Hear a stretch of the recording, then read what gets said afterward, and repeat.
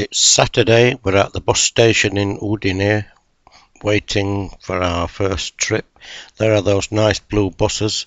There's the railway station just over there, and we're on, and this is our bus, SAF, what? I'm sure that said ARRIVA there. I suppose people who don't rely on ARRIVA buses won't understand the anxiety that creates.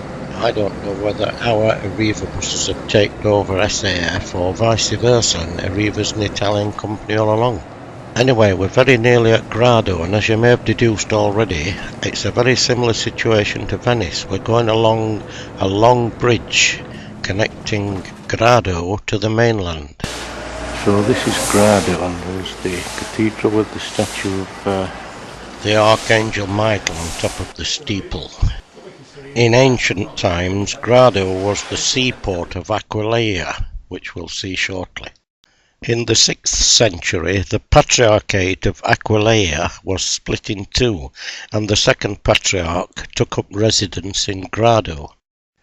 Let's look first at the 11th century AMBO, with its Moorish dome and symbols of the evangelists.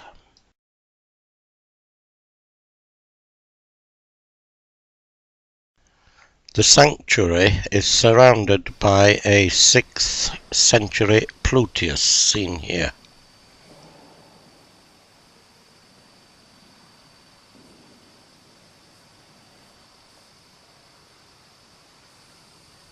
The 6th century mosaic floor reminds me a little of the one we saw in that church in Otranto, although that one sought to tell a story, whereas this one seems to be more just a geometric design. The church, or Duomo, which is dedicated to Saints Ermagora and Fortunato, is a basilica of the Ravenna type and preserves 20 different columns with Byzantine capitals. In 1019 the patriarchships of Grado and Aquileia were reunited. They were both removed to Venice, and in 1451 the title was abolished. Incidentally, I understand that the presence of habitations out here in the lagoon, similar to the ones at Venice, are for similar reasons, i.e. because of raids by the barbarians Attila the Hun et al. And just outside, 6th century baptistry closed, and this church of Santa Maria della Grazia, also 6th century. We've walked a little way over from the church onto the promenade, and we're now looking at the Adriatic Sea.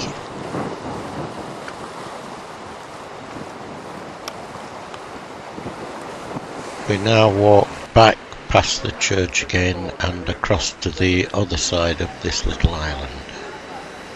Again, some little similarity with Venice may be apparent. The differences may be explained mainly by the fact that Venice went on to become a mighty republic, and Grado went on to become a seaside resort. We now walk back to the bus station to catch our ARRIVA bus back towards Udine, but this time we're going to stop off at when we get to Aquileia.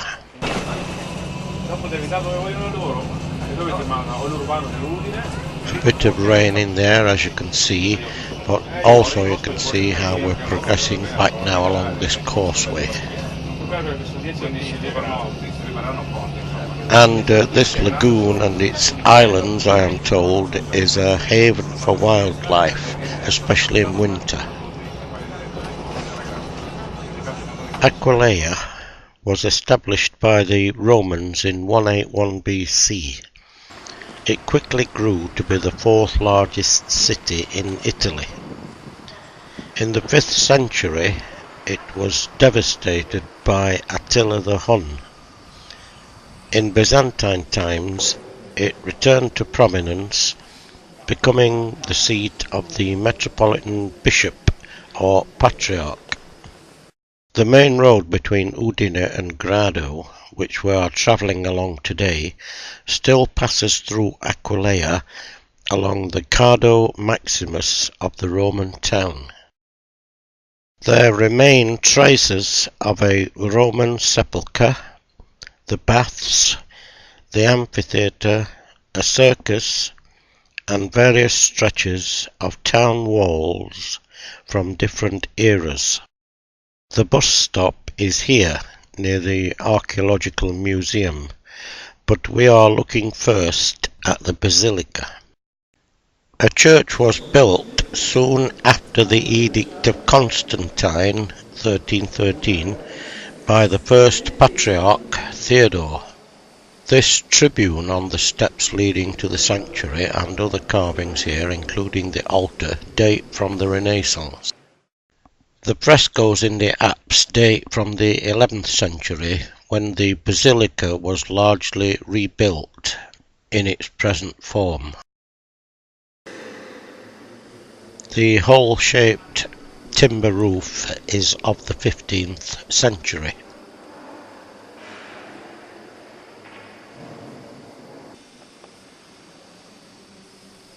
Early frescoes can also be seen at several places around the walls of the church and in side chapels.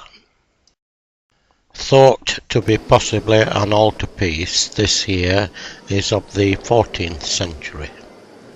This bishop's seat in the time of Constantine, that is to say very shortly after Christianity became the state religion, consisted of 3 halls of this type, arranged in a U-shape.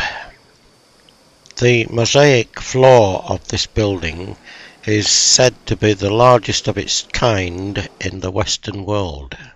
It was rediscovered about 1905 when the medieval floor was lifted and this was found underneath.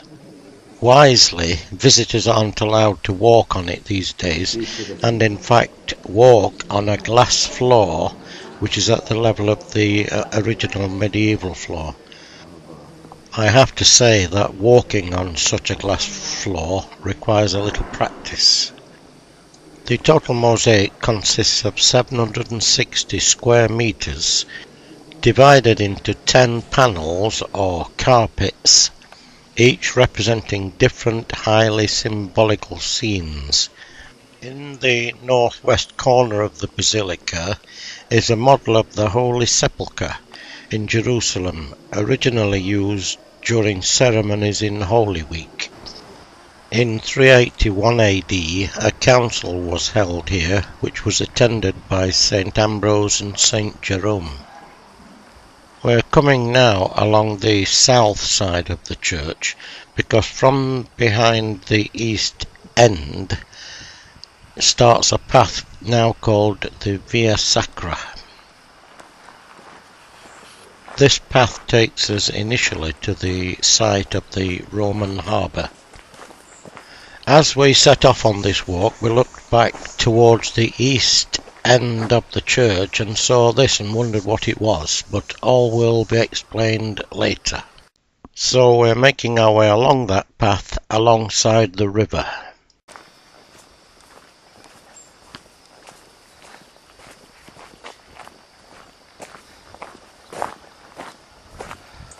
Architectural fragments which have been found along here are set out along the edge of the path. Use your pause button if you'd like to read this. If we look to our right, we can see just running along what appears to be a ditch, the river. It would have been, of course, much wider in Roman times. This area is on the list of UNESCO's World Heritage Sites. This is the UNESCO notice on site. According to the Convention for the Protection of the Cultural and Natural World Patrimony, the archaeological site of Aquileia and the Patriarchal Basilica appear in the list of the World Patrimony. The registration in this list hallows the extraordinary universal value of a place of art in order to assure its protection for the benefit of the whole humanity. Motivations.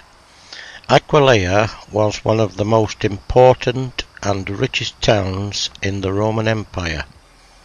Though still widely unexplored, the ancient Aquileia is the most complete example of a Roman imperial age town in the Mediterranean world. And not many people realise that they had steel girders in those days. And another notice, which originally stood at the entrance to the Roman docks, says, "Authorised persons only. Hard hat, boots and high visibility coats must be worn. No smoking," and a warning that the area and you are under video surveillance. We now cross this road and walk a little to the northeast to the monastery site. Again a reminder to use your pause button if you want to read this.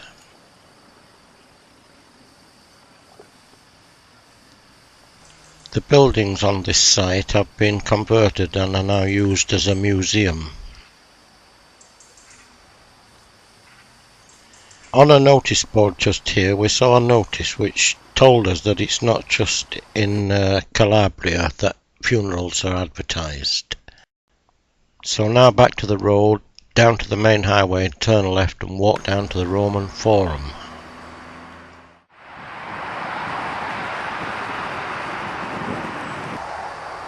And also just across that main road there are remains of a Roman basilica or the town hall. I'm not sure what that is. It is actually a family mausoleum which originally stood further out of town and was moved here more recently. And as you can see there, we're well on our way back into the present town, which is really a village of about 4,000 inhabitants. We've come right back now to the east end of the church to find that those big wings we saw from the other side are an angel holding up that soldier, because this site is a military cemetery, if you like, where soldiers killed in war are commemorated. Here is the Book of the Dead, and there are several other memorial stones. On the north side of the church, with its little buttresses, completes our circuit of the church. Right, so that was Aquileia. I'm now waiting for the 1441 bus to Palmanova. But considering it's run by ARRIVA, I'm not all that hopeful. I'm not relying on it anyway.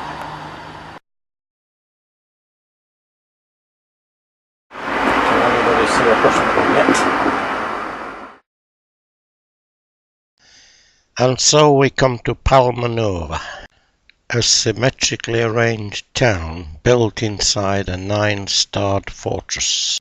It was built around 1593 to defend the eastern frontier of the Venetian Republic. And here is one of the 3 city gates through which we're going to attempt to squeeze our ARRIVA bus. Well, this is Palmanova, and I guess that's the cathedral. And I guess this must be the big square in the centre, out of which radiate the 6 roads.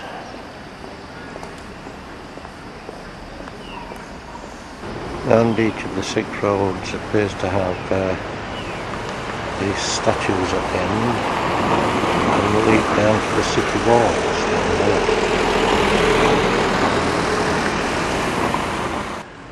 There was a little market situated in one of the corners on this Saturday afternoon. Perhaps everybody else had gone home. In my younger days, wandering around our English towns, I can often remember wishing that they were a little more symmetrical with straight streets and order, but now I've seen this and one or two others, I'm not really so sure. So here we are coming along just inside the ramparts to the bus stop, and for some reason the only bus stop in town seems to be right out here on the outskirts. And so it's back to the bus station at Udine on our ARRIVA bus. And can I just say that although in my area it's a lot more useful to have a horoscope than a timetable, everything today went perfectly to plan. It was comfortable and relaxing. The buses were more comfortable, the drivers were proper bus drivers, so what does that tell you?